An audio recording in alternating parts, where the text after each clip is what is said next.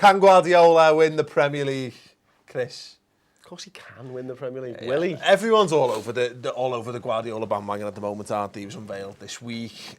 People understandably excited. He wound Noel Gallagher up by saying that they don't have a very good song compared to Liverpool, which is true. Look, he's what he said is the challenge he faces. He said he's never played somewhere that's like wet and windy of a night time. He's never played on a Boxing Day before. So he's eager to face up to these challenges. Do you think first season in particular Is it not rain in Germany? I mean, he might have been over-egging the putting the touch there for this. Yeah, you know. Why did you just say Stoke? I've never played at Stoke before, yeah, basically.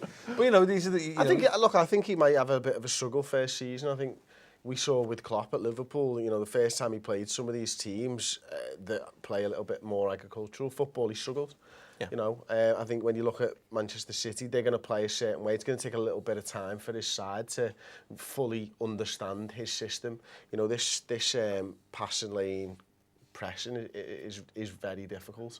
You know, and that's what he likes to do. He likes them to attack space while the pass is in motion. And I think there's a lot of City players who won't have done anything like that before. Yeah. And that's going to take some serious time to get used to. Top that analysis, you tit. I have no idea what he just said. he went all Will Farrell in Old School, you know. Of course he can win the league. I mean, it's.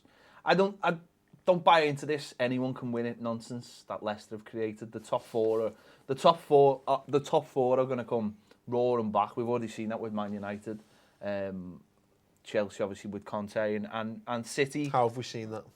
With Conte in the Euro, sorry, it just fills me with ideas of what he's going to do next season. But yeah, I think Pep Guardiola's just going to go in there. I think what really helps is having the technical people already in the club from Barcelona. Yeah. I think that really speed up things. They've already got players in. I think they'll continue to buy in the next few weeks. And I think there's a good enough team in there that where the transformation of the way he wants to play, he'll still pick up a lot of points. Yeah. So he could take him from now till Christmas to get what he wants, but he's got such a good team and he's got such good players that I don't think it's going to really matter. He'll win games just with quality players. What do you reckon, Rob? Because obviously they're going to be there, or they're always likely to be there or thereabouts, aren't they? But what do you reckon? Do you agree with what Ped says there? Is there enough there that realistically it's not too much of a dramatic transformation that they're likely to see any drop off? Yeah, I agree with Ped, and I think I think he'll get a. Holy shit! Now if you've just come to this show through this video, go and watch the Allardyce one, go and watch the Portugal one, and realise why we are astonished. Yeah, in fact, just watch every video the club's ever done. Well, on this one, I mean, yeah, he's going to get the players that were underperforming last year playing better, right? He's going to bring the best out of them, and he's already got top quality players in Aguero, Company. You know, I think they've got. I make them favourites for the league, to be honest. Really? He cracks the whip as well. He's not like no. I think he's made out to be this dead nice passive fella. I think he cracks the whip in his own way. He's already said, isn't he? If anybody doesn't, play up to scratch, they'll be gone. And I think he's the sort of manager strong enough to say to even someone like Joe Hart, hey, listen. So I really think, and the thing is, he's going to have the respect of all the players. Yeah. And I just got the feeling that guys like Raheem Sterling, for instance, I think he'll get those guys playing. Yeah. Even a guy like a Mangala or something, he will get those guys playing. So I think, yeah, it's worrying. As an Arsenal fan, I'm worried about City. I'm very worried about them. And this season, they're going to get them playing. This season for me is, if one of the top teams makes a really good start, it's going to be really difficult to overhaul them. I think Chelsea proved that 2 years ago, where they basically won the league by Christmas by just playing really well. I completely disagree with that. Yeah. That's fine, because I think there's enough quality teams up there where they'll all take points off each other. The City one's an interesting one because I could see it going one or two ways. I don't think this will be like there's too much quality, I think, in this season. I think maybe like if it happened last season, they might have stolen a march or whatever. My feeling is they'll hit the ground running and they'll have a good start, and then it'll dip in the middle when it all catches up to them. Or, as Pep was kind of saying, it'll start slow but build, and they'll have a great second half to the season. But it'll probably be next year before you see them. The reason I think that if one team can do that is because you've got Conte, you've got Mourinho. you've got Guardiola all trying to implement new systems into clubs.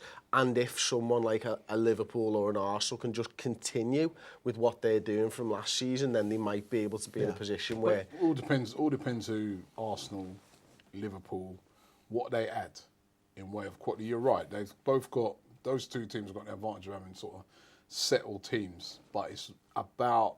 if they add those 2-3 top quality players, which the others are going to have. Yeah, because I am worried about Pep Guardiola because he's such a good manager. I mean, I would have loved him to have come to Arsenal, but he will transform new contract with Wenger. He will transform any club that he's at. Simple. I think it's quite interesting though that the conversation hasn't even mentioned really Leicester or Tottenham yet.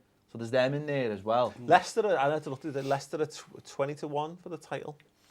Liverpool are like 8, I think, which is a bit of a... Tottenham are going to be strong, aren't they? They're going to be stronger. Leicester are not going to be as strong because everyone will just respect them a little bit more and won't let them get away with what they will. But they'll still... they're still an X factor, aren't they? They're still in. The thing is about Tottenham, yeah? Go ahead. I don't know. I just got a funny feeling they're not going to be as strong as they were last year. You're an Arsenal fan. That really surprises me. Really surprises that you've got that opinion. No. Let me give you the logic to it, right?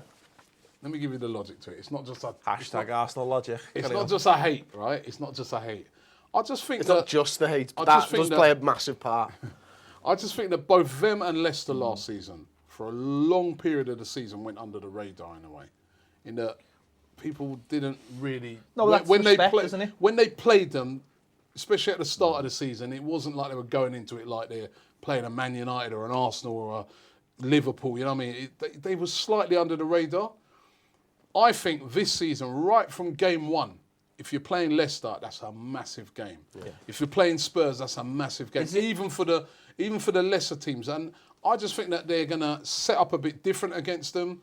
They're going to show them a lot more respect than maybe they did earlier on in the season. And I just got a funny feeling that they might find it harder. Is this their last season at White Hart Lane as well? Yeah, and they've both got Champions League football. Before they move into the biggest stadium in North London. And they've both got Champions League football. What bigger stadium in North London? Wembley, innit? You talk about your own stadium, man. You're always going on about us, innit? You ain't even got a stadium. That's more like it. Normal you ain't even got a stadium. It's so easy, isn't it? All you've got is a potential bonfire. Don't worry about our stadium. Penny for the guy outside. Hang on, you fuck off. Hang on. Whoa. How much are you selling those wooden fucking seats for? Hey. Whoa. No, you've been calling it Wooderson for years, right? They've been calling it Wooderson for years, right? End of the season, all the fans have been sitting in the main stand for years, started to try and take the seats home with them because they've been sitting on them for years. There comes over the PA, don't take the seats, you're stealing seats. Next minute, they're all getting fucking emails, £250 for their own fucking wooden seats. You don't even They're cheeky fucking bastards. You don't even get a choice of what number seat you get. It's not even you don't even get your own seats. Yeah, it's true. But the floor isn't made of wood, which is why Goodison Park is. That's better because when they sell the floor back to us, it'll just be cheap. Where you getting £250 fucking seats? You cheeky bastards. All you're ripping gonna us do, for fucking years. All you're going to do in your Top Gun is t-shirt. sand it down, bollocks. revarnish it, and claim it's a new stand. Listen, it's a real Liverpool thing. Listen, when we're on the fucking waterfront and there's ferries crashing into our stadium, then you'll be fucking crying with your Subway stand. Fuck off. Subway stand. That's what it's called, isn't it? Or is it the Baskin's 39 flavours stand? Hey, listen, we used to have a Mackey's in our cop. You know what I mean? It was great.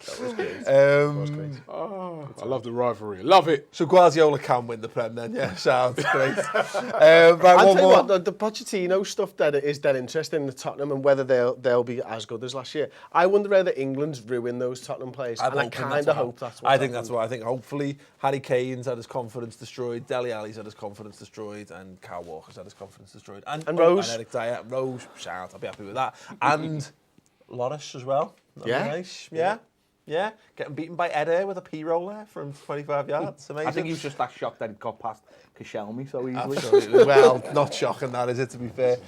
He's no Mertesacker. Anyway, we're wrapped up there. We've got one more video to do on Social Club this week. Check it out. It'll be about Messi and Ronaldo.